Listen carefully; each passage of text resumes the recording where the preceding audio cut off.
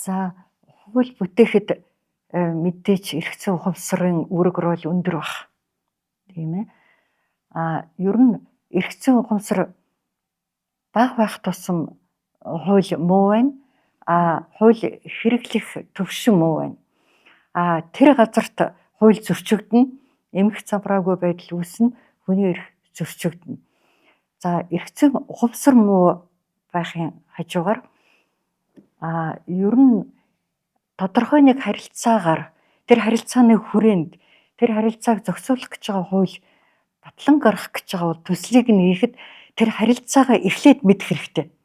Тэр ухамсараас төрүүлээд тийм ээ мэдэх хэрэгтэй. Яагаад гэвэл тэр харилцааны нарийн деталь нюансыг мэдэхгүйгээр шийдэл үүсгээд идэг. Чи ямар их ухамсартай байгаад чи тэр харилцааг мэдэхгүй учраас шийдэл үүсдэг.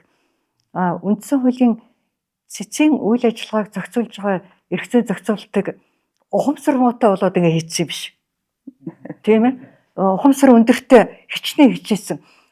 Гэтэл үндсэн хуулийг хамгаалдаг шүүх өмнө байгаагүй. Ийм шүүхийг судлах боломж байгаагүй.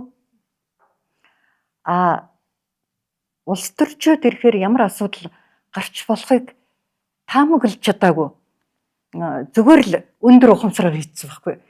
Тэр 1992 оны хүмүүс ямар өндөр ухамсартай байж огт байгаагүй ийм байгууллагуудыг оруулж ирж, огт байгаагүй зах зээлийн эдийн засгийг оруулж ирж, үндсэн эрхийг ийм өндөр түвшинд баталгаажуулваа.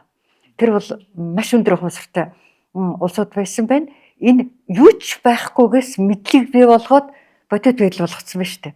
Гэтэл тухайн хуулийг цааш нь боловсронгүй болгохдоо сайжруулахдаа эхлээд мэдэхгүй байж болно тийм ээ. Чи ямар асуудлаар хууль батлах гэдэг нь тэр харилцаагаа нөхсөг гаргалгүйгээр энд тэнд давхцал хийдэл гаргалгүйгээр хийх хэрэгтэй л гэж бодож байна.